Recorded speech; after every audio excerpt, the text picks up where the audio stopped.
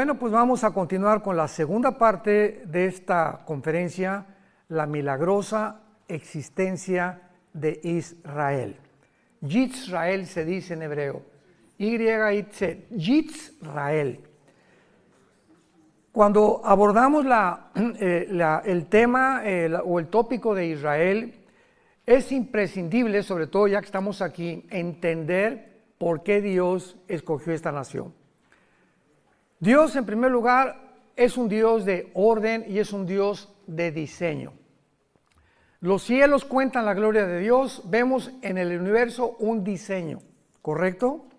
Y vemos un orden, o sea, la Tierra gira en 24 horas sobre su eje, con una inclinación de 23 grados y medio exactamente sobre su eje, en 365 días alrededor del Sol. Gracias a este movimiento alrededor del Sol, tenemos las 4 estaciones del año. Y la Tierra no se mueve de su eje, gira a la misma velocidad de rotación y de traslación. Entonces vemos en todo el universo un orden y un diseño que es imposible de romper. Las galaxias están cada día extendiéndose y durante muchos años los físicos o los científicos o astrónomos estuvieron tratando de determinar si la Tierra giraba alrededor del Sol o el Sol giraba alrededor de la Tierra.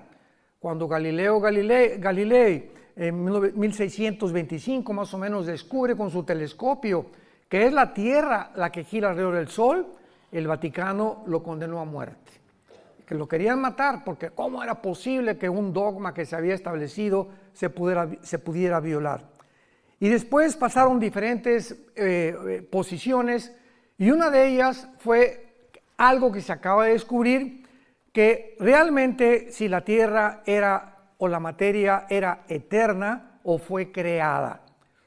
Entonces muchos astrónomos y científicos comenzaron a alegar que pues el universo realmente tenía que haber tenido un principio, y cuando comenzamos a entender la Biblia, por ejemplo en Hebreos capítulo 1 que dice, Señor, los cielos envejecerán, pero tú permaneces igual, nos muestra lo que hasta que se descubrió la primera y la segunda ley de la termodinámica, que es la ley base de todas las disciplinas científicas, porque todo se basa en la primera y la segunda ley de la termodinámica. La segunda ley dice que todo se oxida, que todo se echa a perder, así que la misma física estaba estableciendo que realmente la Tierra tuvo un principio y tendrá un final, que es lo que establece la segunda ley de la termodinámica, tal como la Biblia se adelantó a la física, como se ha adelantado a la genética, a la paleontología, a la antropología, a la astrología, a la antropología, etcétera, etcétera, y a todas las demás disciplinas académicas. La Biblia es maravillosa. Entonces la Biblia ya predecía hace más de 3,000 años que la Tierra tenía que acabarse, el Sol pierde millones de toneladas cada segundo de masa y todo tiende a un deterioro, tal como la Biblia lo profetizó. Muy bien. Una vez que Dios hace todas estas cosas, el orden y el diseño, crea al ser humano. Los ángeles fueron creados antes que nosotros y es lógico que al crear al ser humano, Dios nos tenía que dar leyes y a Dios le interesaba, por supuesto, que esas criaturas que somos nosotros pudiéramos estar conscientes de su existencia. Los animales, los changos, los cocodrilos, los conejos, las tortugas, los insectos, las aves, no tienen conciencia de Dios. Y esta es la más grande diferencia. Si alguna persona me dice, ¿cuál es la diferencia entre nosotros? Como una vez a mi esposa y a mí nos dijo el pediatra de nuestros hijos cuando eran chiquitos, acostamos a Caleb un día y lo tenía examinando el pediatra y nos dice, miren el hoyito que tiene aquí en el coxis, es donde teníamos la cola. Y estoy hablando de un pediatra, director, me reservo, de uno de los más grandes hospitales de pediatría de la Ciudad de México, una eminencia en pediatría. Yo me quedé absorto. ¿Cómo es posible que esta persona siga creyendo en la teoría de la evolución? Yo recuerdo que entonces le pregunté cuál es la diferencia entre los hombres y los animales. No es la crin, no es la cola, no es nada. La Biblia es el único libro que nos dice que no venimos de los animales y que la conciencia de Dios es la que nos distingue de toda la creación. Nunca verás un congreso de conejos, alabaré, alabaré, ni de chimpancés, ni de orangutanes, ni de delfines, que son los animales más inteligentes, ni de perros, porque la conciencia de algo o alguien que existe, dice Eclesiastés 3:11, que Dios puso la eternidad en tu corazón y en mi corazón. No ha existido una sola tribu, una sola civilización, jamás en la historia que no haya adorado a algo o a alguien. Como dijo una vez el doctor Sigmund Freud, el hombre es un ser humano religioso y completamente equivocado, porque Dios no puede ser adorado más que a través de la mente y no del espíritu. De alguna manera, él reconoció que el hombre es una persona incorregiblemente religiosa. Entonces, al crearnos Dios, él tenía que escoger un puntito en el globo terráqueo, un puntito geográfico, donde él pudiera determinar, y a través de los 6,000 años de historia, que todas las naciones se concentraran en ese puntito que él puso, porque dice Ezequiel capítulo 5, versículo 5, que Israel es el ombligo de Dios. Esa palabra hebrea que dice es el centro, y la palabra en el hebreo ombligo, es el centro de Dios. Así lo escogió Dios. ¿Y por qué no México? Porque no le dio la gana a Dios. ¿Y por qué no Guatemala? ¿Y por qué no España? Y si no, los alemanes hubieran dicho, ¿y por qué no los ingleses? El asunto es que Dios tenía que escoger un punto para que la atención principalmente de las profecías de los últimos tiempos, que estamos nosotros y somos la generación que la estamos enfrentando, pudiéramos recordar hoy más que nunca venir a la Biblia. Y esta es la generación que ha llegado a la cúspide de la tecnología. Y esta tecnología es la que está enloqueciendo y convirtiéndose en un Dios para los seres humanos. Entonces Dios escoge a Abraham. Y le dice a Abraham, ven para acá. Abraham no era judío, viene de Irak. Y lo trae de una tierra completamente, todavía no se formaba Israel, pero él habitaba en Irak, casi cerca con Siria, porque en el Antiguo Testamento Siria e Irak era la tierra de la Mesopotamia, que significa la tierra entre dos ríos, entre el Tigris y el Éufrates. Entonces viene Abraham, Dios le hace la promesa a Abraham, y de Abraham viene Isaac, viene Jacob, vienen las 12 tribus de Israel, de las 12 tribus viene la tribu de Judá, de donde nacería Jesucristo el Mesías. Entonces Dios comienza a establecer, ¿qué cosa? Un orden, un diseño secuencial, cronológico, para poder ordenar la historia, y los cristianos venimos a la Biblia y encontramos en la Biblia este orden cronológico, secuencial, histórico, y conforme la historia va avanzando, descubrimos que simplemente la Biblia se adelanta a la historia. La Biblia es la historia escrita por adelantado, para que nosotros comprobemos que solo Dios lo pudo hacer. Es imposible que el ser humano haya podido determinar desde el principio las leyes de la genética. Génesis 1, 11 y 2. Las semillas tendrán su semilla y se reproducirán de acuerdo a su género y especie. El chango conforme a su género y especie. La naranja tendrá una semillita y contendrá los minerales y las vitaminas que van a beneficiar al ser humano. Las manzanas van a ser manzanas, las uvas van a ser uvas. Todo absolutamente Dios lo determina a través de las semillas. El esperma del ser humano no puede mezclarse con un chango, ni tampoco un hombre con un hombre, ni una mujer con una mujer. Todo está establecido en el orden de Dios. Llegamos al siglo XXI, la tecnología nos enloquece y nos atrevemos a tratar de decir que hay más de dos géneros, que ya es la locura, ya es la psicopatía, como habíamos mencionado anoche. Entonces se forma la nación de Israel y ya vimos hace 2 días para formar la primera nación monoteísta. Todas las tribus que habían alrededor de Israel eran paganas, idólatras, llenas de ocultismo, adoraban a Satanás o a Baal sin que ellos supieran, a Astoret, a Astaratis y a todos estos ídolos que dice la Biblia, detrás de ellos se encontraban demonios. Entonces Dios escoge una nación para que a través de ellos venga el Mesías, y a través de todas las generaciones llegamos a Lucas y llegamos a Mateo, encontramos algo completamente excepcional en la historia de la heráldica del ser humano. ¿Qué cosa es? ¿Tú te acuerdas quién es tu la abuela? Ahora saben lo que acaban de descubrir dentro de la genética, que genéticamente tú puedes decir, bueno, pues porque mi esposo y yo no hicimos un examen que mandamos salir o no sé qué cosa, y nos dijeron que teníamos mezcla de qué nacionalidad. Pero se está descubriendo que no puedes llegar a más de 5 o 6 generaciones, porque tal vez octava o décima generación tenías otra ascendencia completamente diferente, porque hasta antes de la 7ª o 8ª generación, genéticamente es imposible ya deducir de dónde vienes tú, o sea, tu origen realmente. El único ser humano al que se le puede trazar su genealogía desde el principio de la creación es a Jesucristo. Que está la generación desde Abraham, para darnos cuenta en Lucas y en Mateo, hijo de tal, hijo de tal, hijo de tal, y termina María y termina siendo la madre del Mesías.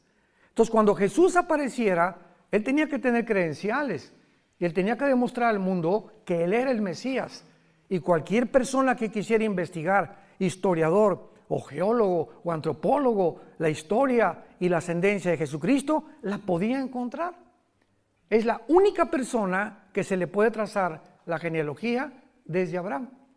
Y lo hizo Dios a propósito para que entendiéramos que a través de esa nación que es Israel, era el único pueblo monoteísta. Y por eso hizo que expulsaran a todos los cananeos, porque se mezcló la genética de los ángeles. Quisieron pervertir la genética en el capítulo 6 del Génesis, produjeron una raza híbrida. Fue el primer intento de Satanás de mezclar el esperma con otro esperma, una semilla con otra semilla, prohibido por las leyes de la genética de Dios. Tú no puedes mezclar un caballo con una burra porque nace una mula y la mula es híbrida. Ya no se puede reproducir porque violó las leyes de la genética de Dios, que hasta 1954 se descubrieron. Hasta 1954. Por el doctor Crick y Watson, premios Nobel de Medicina. Muy bien. En segundo lugar lo vimos también, pues Dios es el legislador de la moral. ¿Quién puede decir que es bueno o que es malo, menos en el tiempo que hemos llegado? Precisamente por ignorar las leyes de la Biblia, se inventan más géneros. Y nada más hay 2 géneros. Y ya cerrando la Biblia, la biología nos dice que somos macho y hembra, varón y hembra, por el cromosoma Y y por el cromosoma 2X de las mujeres. Y el momento que el esperma de mi papá fertilizó el óvulo de mamá, en el momento de la fertilización, los 23 cromosomas de mi padre y los 23 cromosomas de mi madre forman un cigote de 46 cromosomas, y en ese momento de la fertilización somos hombre o mujer. Desde la fertilización está determinado el sexo que tú y yo íbamos a hacer. Esto es impresionante. Y ya esta información del cigote, ¿verdad? Ya dice, tú vas a ser hígado, tu páncreas, tu sistema nervioso, tu corazón, tu piel. Imaginémonos el mecanismo y la inteligencia que existe dentro de una célula.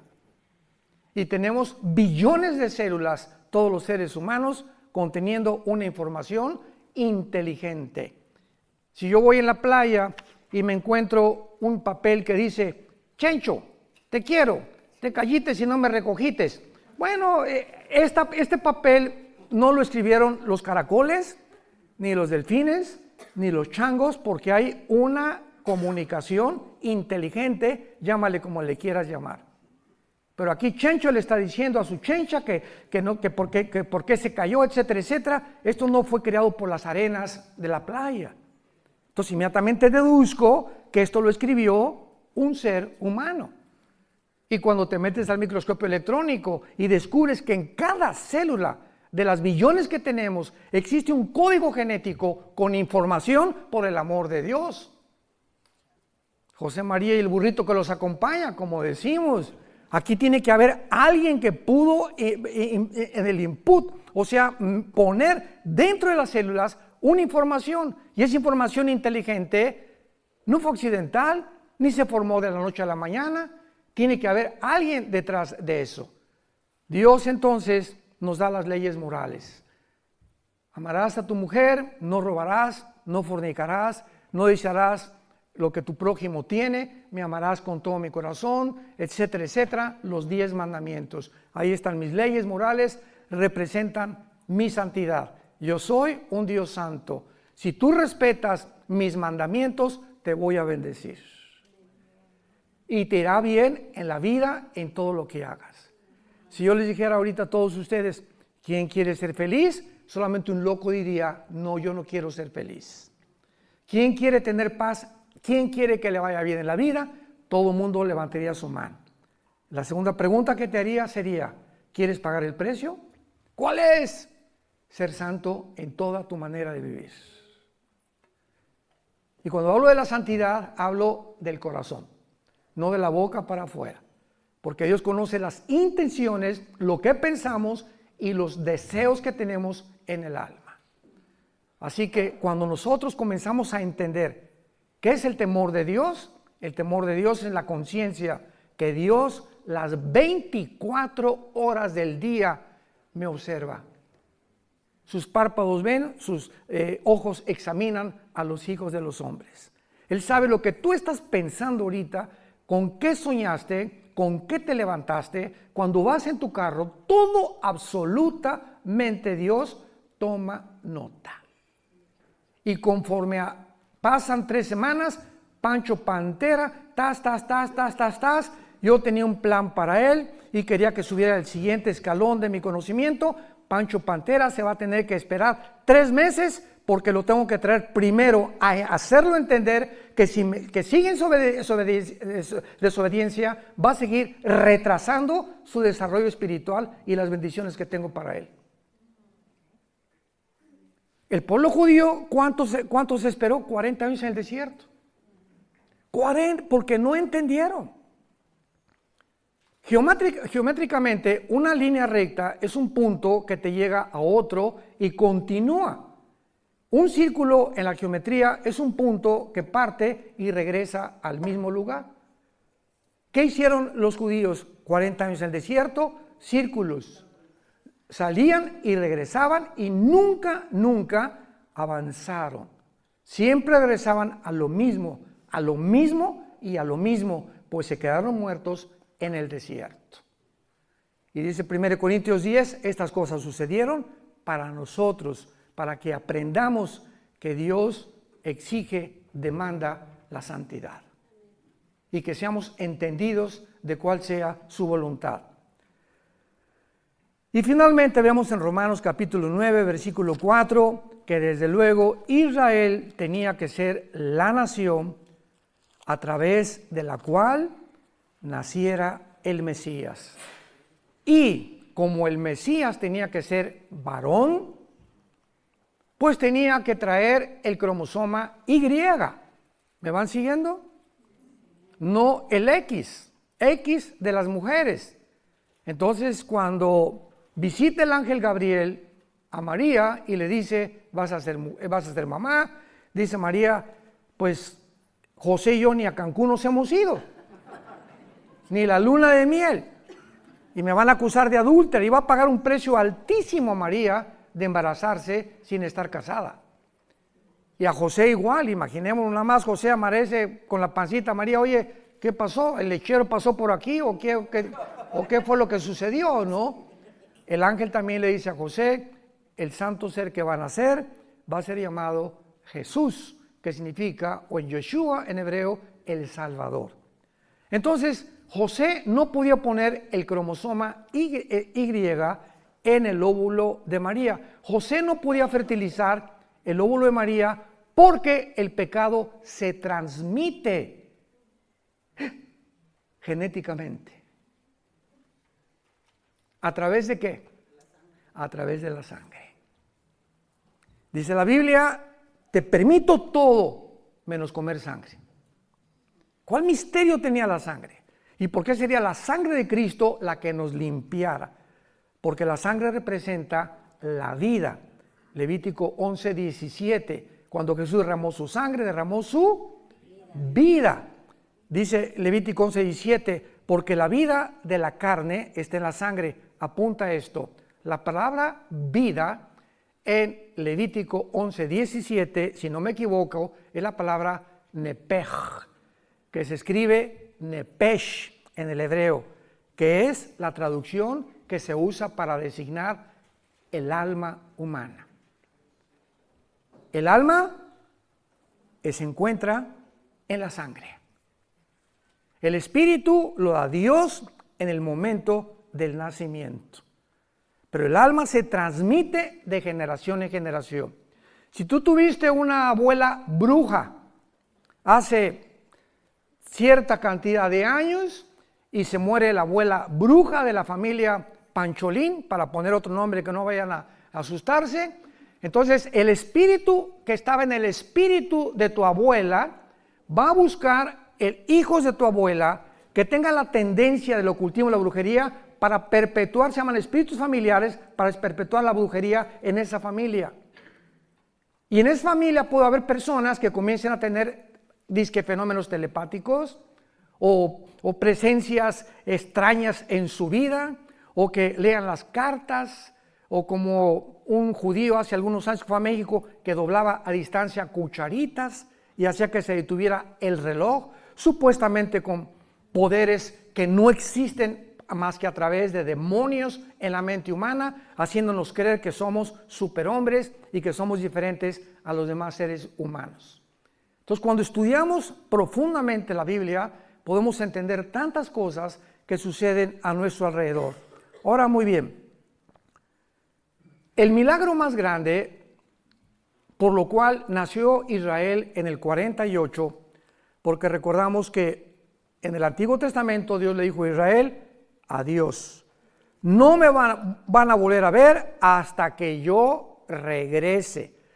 Y entre mi ida cuando ascienda al cielo, Oseas 5 y Oseas 6 del 1 al 2, me voy a ir y van a pasar 2 días, que son 2000 años, cuando ustedes, le está hablando a los judíos, me digan Baruch Hashem Adonai Elohim, bendito el que viene en el nombre del Señor. Van a pasar 2000 años, desde que yo me vaya hasta que yo regrese.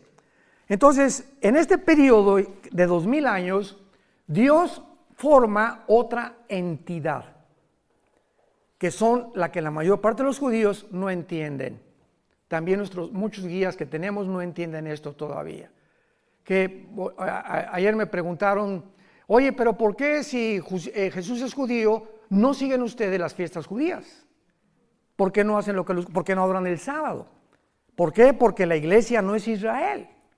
La iglesia es otra entidad que no existía en el Antiguo Testamento. En el Antiguo Testamento el Espíritu Santo al Kodosh bajaba sobre Sansón y le daba fuerzas a Sansón. El Espíritu Santo se iba y Sansón era como cualquier hombre normal. Venía sobre David el Espíritu Santo y escribió el Salmo 22. Dios mío, ¿por qué me has desamparado? Jugaron sobre mis ropas fuertes, mi corazón fue como la cera. Estaba David escribiendo la crucifixión 1000 años antes de que Cristo naciera. Casi 3000 años antes de que Cristo naciera, por la inspiración del Espíritu Santo. Isaías 53. He dado mis manos y mis pies, sobre mi ropa echaron suertes, etcétera, etcétera. Isaías estaba escribiendo 700 años antes de la crucifixión de Jesucristo. Viene la iglesia, que no es Israel, y entonces el Espíritu Santo baja de manera diferente a como operó en la administración en la economía, o se conoce como la dispensación de la ley. Y ahora el Espíritu Santo baja sobre la nueva entidad que se llama la iglesia. La palabra iglesia viene del griego, de una raíz y de una palabra, si lo quieres apuntar, ek, que es un prefijo que significa fuera, iglesia, que se llama llamados. Entonces, eclesia significa los llamados fuera, porque somos llamados fuera espiritualmente del mundo. Entonces el Espíritu Santo viene sobre nosotros, entra sobre nosotros y nos sella. 1 Corintios 6, ¿qué no sabéis que el Espíritu Santo mora en vosotros y que ya no sois vuestros hasta el día de la resurrección? Cuando tú mueras y cuando yo muera, el Espíritu Santo ya no lo necesitamos. Nos vamos a la presencia de Jesucristo. Hasta ese momento, el Espíritu Santo nunca nos va a abandonar. Esto no sucedió en el Antiguo Testamento. La iglesia ahora es el cuerpo de Cristo. En el Antiguo Testamento no existía el cuerpo de Cristo. Los israelitas no eran el cuerpo de Cristo, lo somos nosotros. Y cuando venga el rapto, solamente los que están en Cristo, en el cuerpo de Cristo, o sea, desde Pentecostés hasta el día del rapto, nos vamos con el Señor. Los judíos resucitarán al final de los 7 años de la tribulación en la segunda venida de Cristo. Daniel 12, 1 y 2. Pero Dios tenía que preparar y avisarnos que ya venía, antes que los judíos. Y se los voy a explicar. Cuando Jesús vino, preparó el Bautista su venida a través de los bautizos. Y comenzó el Bautista a gritar: arrepiéntanse y hagan frutos de arrepentimiento, porque viene alguien que no soy digno de desatar sus zapatos. Juan el Bautista era primo hermano de Jesús. Y Juan el Bautista nació 6 meses exactamente antes que su primo hermano, que Jesucristo. Isabel era parienta de María. Entonces, cuando aparece Jesucristo en el río Jordán, mañana en el río Jordán, Juan el Bautista estaba bautizándolos para arrepentimiento de pecados, preparando el camino, porque habían pasado 400 años sin palabra de Dios. De Malaquías hasta el Bautista, Dios no le había vuelto a hablar a Israel. Entonces nos imaginamos la dureza del corazón, que hasta lo rechazaron y lo crucificaron, porque en 400 años el corazón se les endureció. Tenía que el Bautista venir antes y comenzar a preparar el corazón para que cuando apareciera Jesucristo el terreno estuviera flojo. Yo no puedo sembrar en un terreno donde está dura la tierra. Tengo que meter un asadón y rascarle para aflojar la tierra y aventar la semilla y pueda crecer. Los corazones tenían que ser rasgados por la predicación tan fuerte del Bautista: generación de víboras, y ustedes hagan frutos de arrepentimiento, y a los soldados no hurten y respeten al prójimo, etcétera, etcétera. Y se juntó toda la gente sintiendo en el espíritu que verdaderamente el Mesías estaba cerca de su venida. Entra Jesucristo y dice Juan el Bautista: ese es el Cordero de Dios.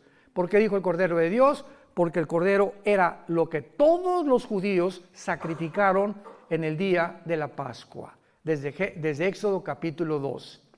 Entonces, Dios tenía que preparar a Israel, y si Dios iba a regresar con Israel, en el 48 vino la resurrección nacional. Veamos ahora rápidamente la preparación de Dios para que en el 48 no surgió accidentalmente una nación formada en un día, el 14 de mayo.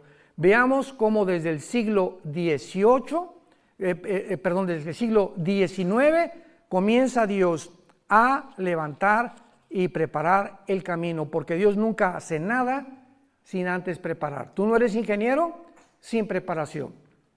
No eres psicólogo sin preparación. No eres Bocelli o Pavarotti. Pavarotti lo reprobó su maestro de canto porque no lo hacía, tuvo que prepararse, vocalizar 3-4 horas, un pianista 3 o 4 horas. Todos tenemos antes que ir primaria, secundaria, preparatoria, universidad, estudiar, que nos prepara para que finalmente nos entreguen un diploma o un certificado profesional. Entonces Dios también trabaja de la misma manera. Él no puede actuar de una forma accidental. Y cuando descubrimos lo que hizo Dios antes, para que veamos cómo estos eventos de la historia no fueron accidentales, nos va a abrir los ojos para comprender la grandeza de Dios. El Éxodo fue uno de los milagros más grandes que Dios hizo en el Antiguo Testamento, porque no cabe duda que fue el milagro más portentoso de Dios en el Antiguo Testamento. Rodeados por un lado los egipcios, enfrente del mar, ahora sí que para esto nos sacaste, Moisés, estamos entre la espada y la pared, y de una forma milagrosa le dice Dios a Moisés, diles que se estén quietos, shalom, que no se muevan y que vean lo que voy a hacer.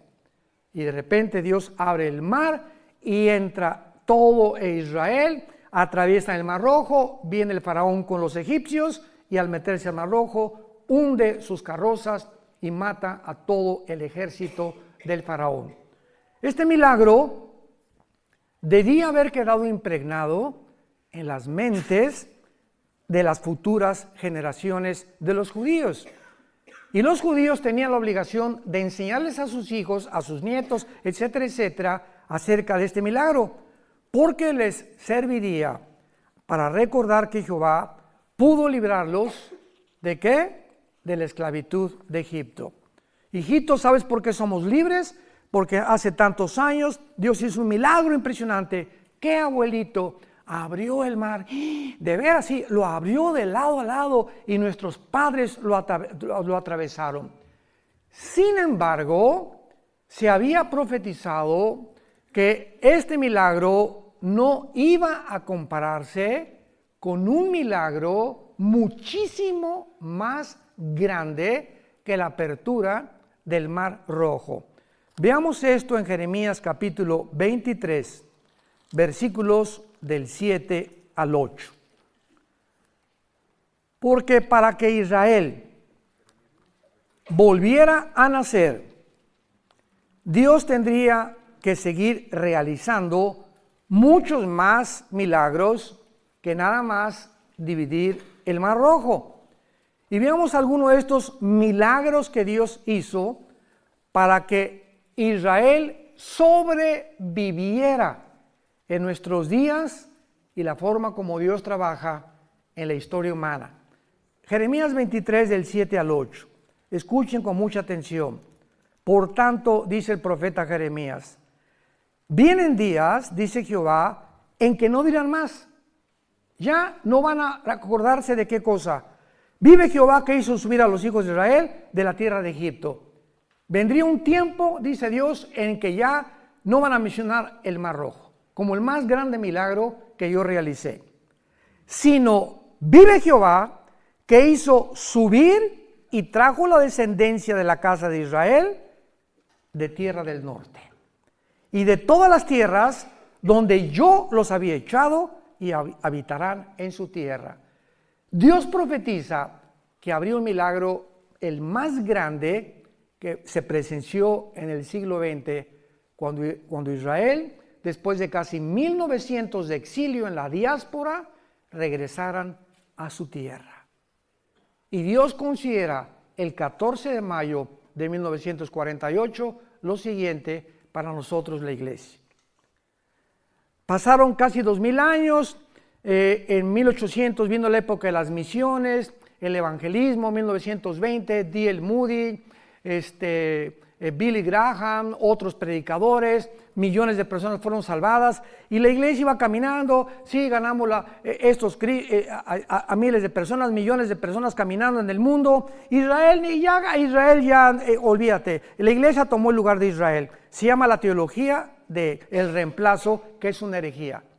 Y comenzó a predicarse en las iglesias cristianas, que ya Dios se había olvidado de Israel, que la iglesia tomaba el lugar de Israel y que Dios ya no tomaba en cuenta a Israel. Y de repente, ¡boom!, volteamos los ojos.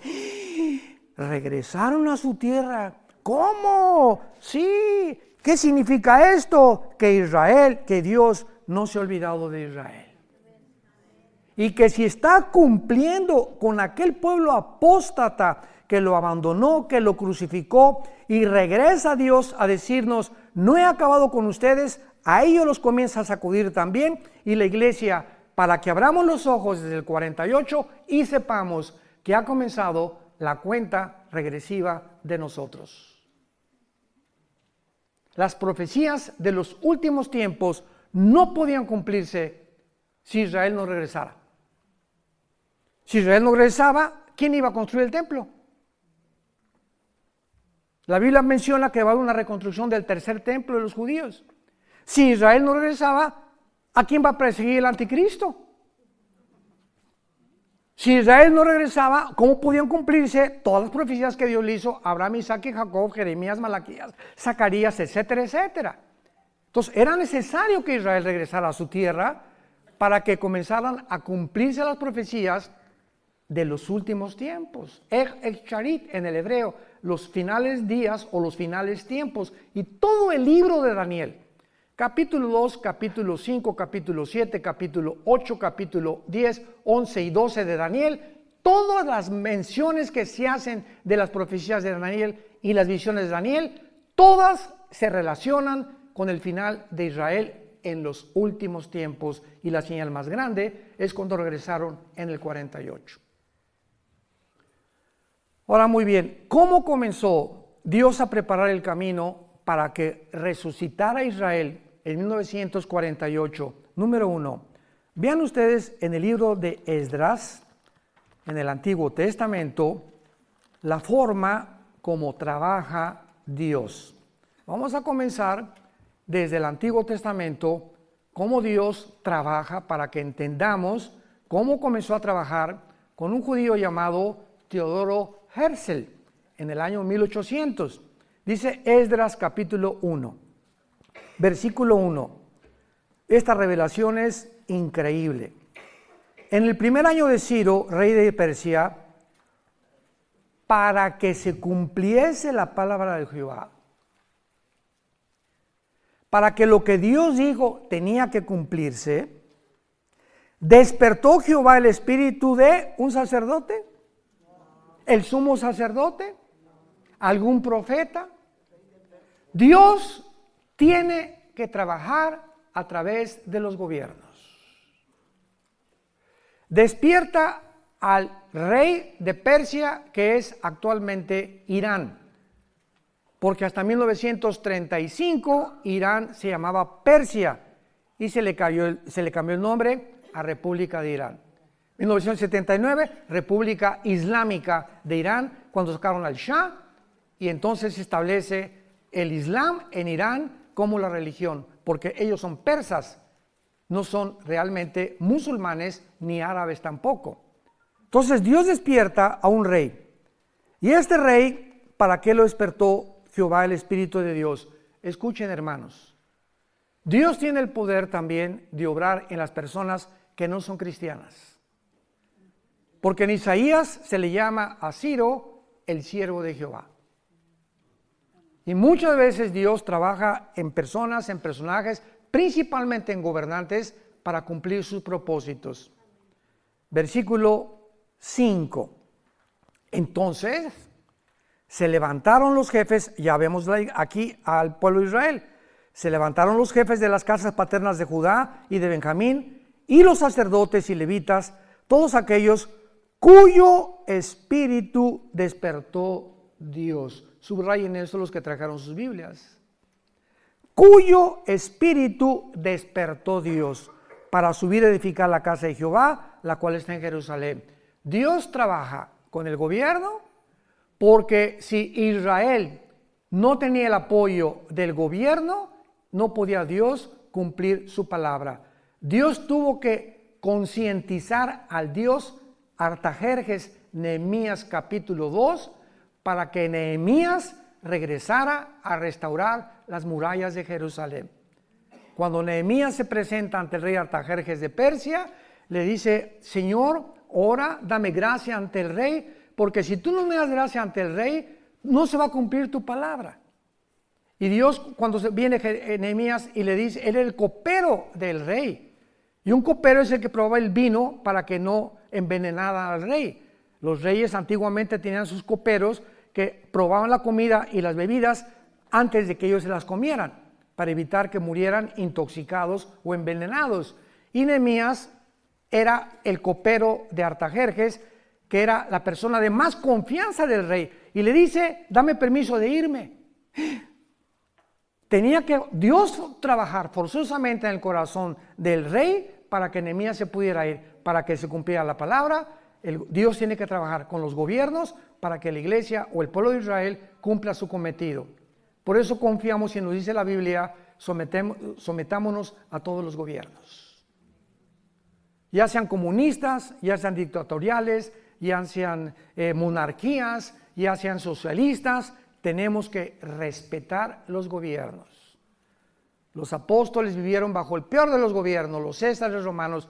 No encontramos una crítica en el Nuevo Testamento, ni de Pablo, ni de Pedro, ni de Santiago, ni de ninguno contra ningún gobierno. Lo contrario, 1 Timoteo 2, del 1 al 5, oren por vuestros gobernantes. De nada sirven las manifestaciones, y esto y el otro, y déjenos, y muera, y derroquemos, y acabemos. Eso es lo que yo pensaba antes de ser cristiano, se los conté. Cuando me hice comunista y creía que una revolución social era la que iba a transformar México. Qué equivocado estaba, porque no conocía a Dios, ni a Jesús tampoco. Entonces, ¿qué fue lo que pasó? Despertó Dios la conciencia de un judío llamado Teodoro Herzl. Y vemos nosotros que en el año 1800, más o menos me dijo Isaac, eran como el 90, bueno, entre 85 y 90, este judío lo despierta el Espíritu Santo y comienza él a soñar que Israel ya tenía que regresar a su tierra. Y a principios del siglo XX, entramos al siglo XX, no había ninguna señal que pareciera indicar que Jesús regresara. Al comenzar el siglo XX no había ninguna señal que pudiera decir, nos encontramos en los tiempos finales. La primera en aparecer fue la declaración de Balfour, o de Balfour, decretada el día 2 de noviembre de 1917 por Balfour en Inglaterra, donde él apela a la Liga de Naciones para que ya Israel se le considere que regrese a su tierra. Pero había un problema. ¿Cuál es el problema para que regresara Israel a su tierra? Pues que el Imperio Otomano Turco, durante 500 años aproximadamente, gobernó el Medio Oriente. Pero tuvo que venir la Primera Guerra Mundial, otra preparación de Dios, que usó la Primera Guerra Mundial Dios, para que comenzara realmente a despertar el interés en las naciones, que los judíos tenían una nación y que se les tenía que regresar. En 1917 Palestina incluía al Israel moderno y a Jordania, pero en 1923 el general Allenby, inglés, entra a Egipto y derrota al Imperio Otomano. Entonces, de 1923 a 1900 aproximadamente 48, los ingleses dominaban el Medio Oriente, junto con los franceses. Y cuando llega el holocausto de los nazis, ¿qué hizo Satanás? Se acercan las profecías, porque aunque no las conoce todas, él sabe que le queda poco tiempo, dice Apocalipsis. Entonces, al ver todas estas cosas y estos puntos que Satanás, con muchísima más sabiduría que nosotros, hasta ahorita lo podemos comprender nosotros, se da cuenta que Israel está cerca de poder regresar a su tierra. Y si regresaba a su tierra, estaba marcado ya el destino de Satanás y sus ángeles caídos. ¿Y qué hace Satanás? Levanta a Adolfo Hitler. Vean ustedes, los que son historiadores y a los que les interesa la naturaleza humana, o psicólogos o psiquiatras, o como les quieras llamar. No existe ningún psicólogo, ningún psiquiatra, ningún historiador que pueda decirnos y contestar esta pregunta. Síganme con cuidado. ¿Por qué Adolfo Hitler, teniendo a Stalin de amigo un país comunista, teniendo a Mussolini y teniendo a Japón de amigos, Adolfo Hitler, y teniendo enemigos a Inglaterra, a Rusia, a Canadá y Estados Unidos, ¿por qué Adolfo Hitler, vean qué locura, cómo es posible que sus más grandes enemigos eran Rusia, era Inglaterra, Canadá, Estados Unidos? ¿Por qué se concentra de repente en un grupito de personas étnicas llamados judíos? No tienen tierra, no tienen armas, no tienen ninguna oportunidad de sobrevivir. ¿Por qué se concentra en ellos con tanto odio? Esto nos demuestra una vez más el plan perfecto de Dios. ¿Qué hizo que Hitler le llamara la solución final? ¿Por qué torturarlos en Auschwitz y en campos de concentración a más de 6 millones? Obsesionado, tengo que acabar con estos que se llaman judíos. ¿Quién produjo este odio jarocho? En Adolfo Hitler, claro que Satanás. Así es. ¿Y por qué Satanás produjo esto? Porque vuelvo a repetir, él sabía que si no se comenzaban a eliminar a los judíos, las profecías tenían que cumplirse, y eliminó a 6 millones. Dios no permitió que eliminara a todos los judíos. Los judíos sobrevivieron el holocausto, y esta fue otra de las señales que Dios mandaba al mundo. Si Hitler los hubiera exterminado, no existiría la nación de Israel. Vean cómo a través de los eventos de la historia podemos ver la mano de Dios desde arriba. Dios le ha dado libertad al ser humano, pero Dios es el que controla el destino de la historia humana. Que parecen contradicciones, ¿verdad? A pesar de que Dios nos ha dado la libertad y el libre albedrío, al mismo tiempo Dios tiene el control del final de la historia humana. Y la historia humana va a terminar exactamente como Dios lo estableció. Entonces, no hay duda que los eventos de 1917 marcaron el inicio del regreso de Israel. Pero veamos algunas otras cosas más, aparte de que se previno el genocidio nazi. Cuando llegan los ingleses, todo lo que es el Medio Oriente no estaba como está ahorita. No está como está ahorita. Vean ustedes en Lucas. Esto es increíble y maravilloso. ¿De qué forma Dios comienza a organizar el Medio Oriente para que nazca Israel? Lucas 21, versículo 29 al 32. Y con esto terminamos. También les dijo una parábola. Vean con mucha atención la Biblia. Mirad la higuera y, si leen Mateo 24, nada más dice la higuera. Pero Lucas agrega y los árboles. Y hemos hablado y nos hemos desgastado en demostrar que la higuera es Israel. Porque el día anterior Jesús maldice una higuera. Y le dice, no volverás a tener fruto. Está maldiciendo simbólicamente a la nación de Israel. Entonces, si la higuera representa un árbol, ¿qué representan todos los árboles?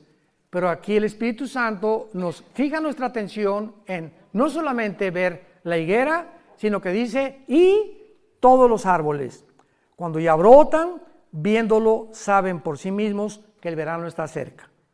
Así también ustedes, cuando vean estas cosas, sepan que el reino está cerca. De cierto les digo, no pasará esta generación hasta que todo esto acontezca. Los ingleses y los franceses, se formó el Medio Oriente, todo junto con Israel, en menos de 15, 20 años, tal como lo conocemos actualmente, para que naciera Israel. Escuchen esto ustedes, Afganistán se forma en 1919, Egipto 1922, Arabia Saudita 1932, Persia o Irán 1935, El Líbano, 1943. Siria y Jordania, 1946. Israel, 1948. En menos de 30 años, en el siglo XX, se independizan y se forman las naciones que forman actualmente el Medio Oriente y que tenían que existir para que Israel resurgiera y renaciera y resucitara, y estas naciones alrededor se convertirían en sus más acérrimos enemigos. Formaba parte del plan de Dios, porque en el 48 vienen las naciones árabes a atacarlos. Los judíos nombran a David Ben Gurión presidente de Israel, Estado soberano libre, y al otro día, el 15 de mayo, a las 6 de la mañana, los atacan los árabes, aún con el permiso de la Liga de las Naciones, que no eran las Naciones Unidas. 1956 viene otra guerra, el 67, vamos a hablar de ello, es la guerra más milagrosa de la historia, de acuerdo al general Schwarzkopf, que fue el presidente de la cadeta de militares West Point y que fue el general de la guerra del Golfo Pérsico, que dirigió todos los ejércitos, 29 ejércitos contra Saddam Hussein para sacarlo de Kuwait. El general Schwarzkopf dice en su libro, en sus memorias: en la historia de la milicia y de las guerras nunca ha habido una guerra tan milagrosa como la guerra de 1967, la guerra de los 6 días. Y le preguntaron ¿por qué? Y contestó ahí en su libro el general Schwarzkopf, y dice así: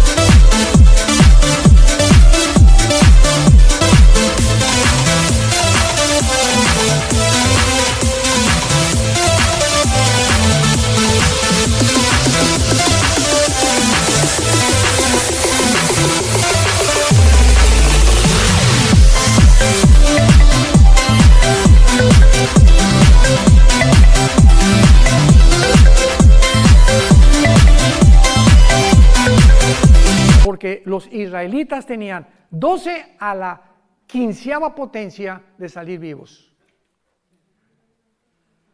¿Conocen ustedes lo que se llama la ley de las probabilidades? Aquí seremos 300 personas.